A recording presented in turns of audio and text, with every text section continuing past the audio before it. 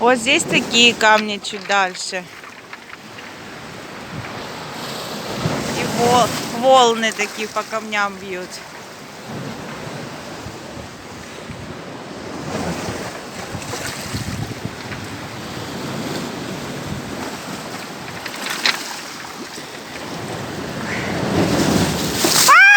Меня намочила, я вся мокрая.